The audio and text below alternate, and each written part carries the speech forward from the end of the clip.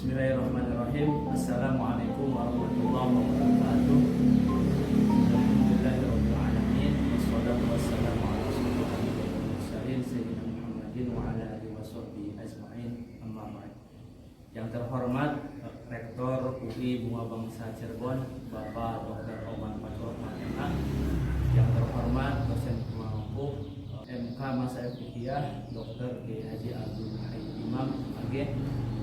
Terhormat narasumber Ustaz Jemi Nekoho SOSI.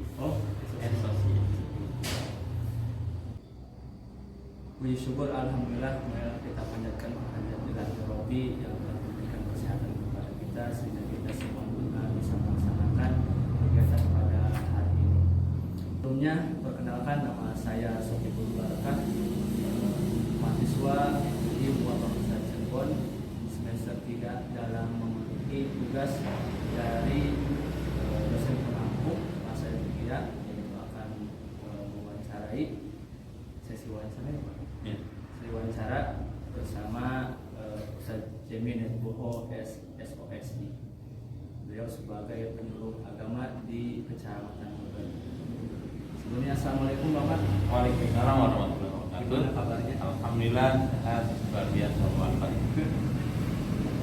Mau menanyakan perihal dewasa ini atau zaman modern ini sering sekali terjadi dalam kehidupan rumah tangga, suami istri berbaik peran.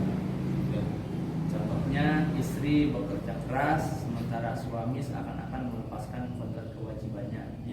Nah, bagaimana menyikapi kesetaraan gender dalam dakwah dalam Islam? Mohon pencerahan dan wawasan dari Ustaz. Baik, terima kasih. Assalamualaikum warahmatullahi wabarakatuh. Waalaikumsalam. Ada moderator yang saya hormati terkait dengan pertanyaan kesetaraan gender dan pemahaman kita tentang peran istri dan suami. Tentu sebagai orang Islam kita harus melihat dulu bahwa yang namanya perempuan dan laki-laki itu adalah sama-sama punya hak dan kewajiban kesetaraan di hadapan Allah Subhanahu wa taala. Apabila mereka beribadah pada Allah, maka mereka berhak untuk mendapatkan kebahagiaan. Apabila mereka mengaku sebagai hamba, maka dia hanya akan mengabdi kepada Allah Subhanahu wa taala. Artinya dalam hal ubudiyah itu kita sama, laki-laki dan perempuan. Sehingga tidak bisa kemudian kita tapi akan menjadi gender ketika dalam konstruksi sosial bergaul di masyarakat. Dan ini dari awal diciptakan kita sangat berbeda, laki-laki dan perempuan beda sekali. Ada laki-laki, ada perempuan. Kemudian jenis kelamin berbeda, punya sifat juga yang beda, laki-laki agak keras, perempuan lemah lembut, dan bahkan dalam tanggung jawab pun pasti berbeda-beda. Tapi ketika kita bersikap, kita menyikapi bahwa ada suatu pandangan bahwa yang sedang berlaku bahwa ada orang ingin setara, sehingga diperjuangkan mati-matian. Boleh nggak? Boleh saja, sebatas untuk mendapatkan hak dan kewajiban di mata manusia. Artinya jangan sampai perempuan dilecehkan, jangan sampai perempuan dianggap tidak punya kemampuan sehingga tidak diberikan ruang untuk tadi beraktivitas dan juga tidak diberikan ruang untuk mengekspresikan diri. Karena di sini sebenarnya kita punya kemampuan yang sama. Cuma nanti dalam kalau sudah bersuami istri tadi yang ada pandangan bahwa zaman sekarang ini kok berbeda, kebalikan.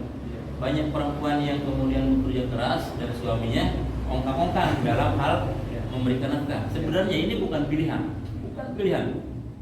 Yang namanya berkeluarga itu sebenarnya tahu bahwa suami adalah punya kewajiban untuk memberikan nafkah kepada istrinya lahir dan batin.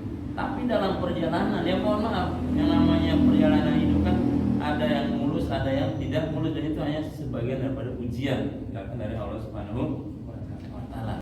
Namun misalkan kemudian kita menemukan kok di lapangan betul banyak perempuan yang bekerja dan laki-lakinya tidak bekerja, sehingga seolah-olah melepas tanggung jawab daripada kewajiban sebagai seorang laki-laki, seorang suami.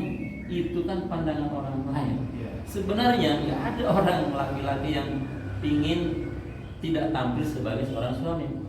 Dia paham bahwa dia sudah kodenya adalah laki-laki. Waktu nikahnya ada yang namanya mahar ya. Iya. Apa bentuk mahar itu? Mahar itu adalah pemberian dan sesuatu yang mengawali bahwa laki itu harus bekerja keras, Iya. harus bekerja keras. Maka diawali dengan memberikan mahar. Mahar itu menunjukkan bahwa saya siap untuk bekerja keras. Kemudian perjalanan waktu, mungkin yang awalnya sudah bekerja, kemudian di perjalanan waktu ternyata di PHK atau sulitnya mendapatkan pekerjaan sehingga berhenti. Tapi ini yang kemudian ada kerjasama. Karena apa? Menikah itu kan bukan hanya bagaimana kita berumah tangga, tetapi bekerja sama. Sehingga nanti kalau kita bicara kesetaraan gender dalam rumah tangga adalah bagaimana membangun mitra dan saling mendukung satu sama yang lain. Sehingga nggak ada perbedaan sama sekali dalam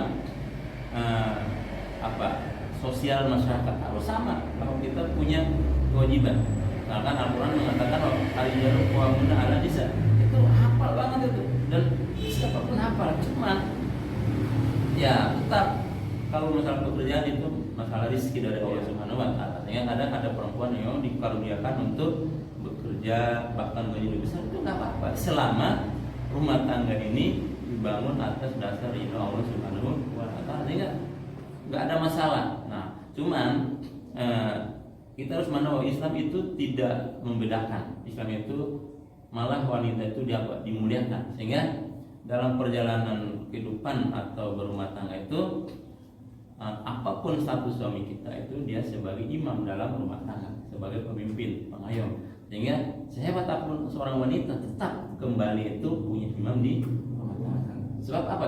Kita lihat masalah itu kalau perempuan sudah mulai kerja, kemudian pendapatan besar dari laki-laki, masalahnya itu banyak sekali. Karena sejujurnya perempuan tidak bisa memimpin laki-laki. Bayangkan perempuan pulang kerja karena alasan capek, kemudian perintah pada suami, itu juga sudah tidak benar. Sehingga walaupun demikian tadi saling menuntut penting, tidak saling menuntut ya. Misalkan tadi mungkin ya waktu ini istri saya diberikan nikmat Allah adalah punya pekerjaan. Nah, bagaimana kemudian kita mengambil alih fungsi perempuan yang ngurus rumah? Nggak apa-apa, selagi saling ridho kan gitu ya. Nah, yang tidak baik adalah ketika istri tidak ridho, istri kemudian menuntut kepada suami, menuntut apalagi keras. Dan memang watak wanita, maaf ya, perkotaan itu ketika sudah tampil dengan punya uang banyak, akhirnya laki-laki dijadikan sebagai kepala rumah ibu rumah tangga. Yudsila yang ngurus anak itu nggak terjadi. Makanya di sini ada komunikasi yang harus dibangun dari dua keluarga itu. Misalnya, jadi kesetaraan gender itu tidak bakalan, ya. Makanya kita tidak boleh memaksakan untuk setara laki-laki dan perempuan dalam tadi ciptaan Allah Subhanahu, nggak bakal bisa. Jadi kalau laki-laki atau laki-laki, perempuan nggak mungkin. Walaupun dia laki-laki merubah status gendernya menjadi perempuan, nggak bakal berfungsi, kan itu ya? Nanti perempuannya sama. Nah, tapi yang untuk hak bahagia, hak hidup sehat, hak hidup layak, hak hidup bertentu itu boleh saja, karena itu untuk memenuhi kebutuhan jasmani kita semua, kan itu ya? Hanya memandang masalah ini harus dengan bijak, menempatkan pada tempatnya. Jadi misalkan adil itu sebenarnya yang nggak harus sama, kan itu harus proporsional aja. Laki-laki dapat warisan 2 baku, perempuan 1, itu adil namanya. Nah, tapi kalau kita karena kesetaraan gender harus sama, ya malah aturannya malah dilanggar, kan itu kan nggak boleh. Islam itu indah dan Islam itu sudah proporsional dalam menempatkan laki-laki dan perempuan. Habis itu jadi suami dan istri. Tinggal bagaimana kita kembali kepada ajaran Islam. Saya kira cukup ya. Nah, mudah-mudahan ada manfaatnya. Billahi taufiq wal hidayah. Assalamualaikum warahmatullahi wabarakatuh. Waalaikumsalam warahmatullahi wabarakatuh. Terima kasih kepada Pak Ustaz Jemi tentang pencerahan dan bahwasanya hal sekarang gender dan buat Islam antara suami istri dalam dunia rumah tangga. Mungkin hanya itu saja yang saya sampaikan. Kurang lebihnya mohon maaf. Allah taufiq ila aqwamit thoriq. Wassalamualaikum warahmatullahi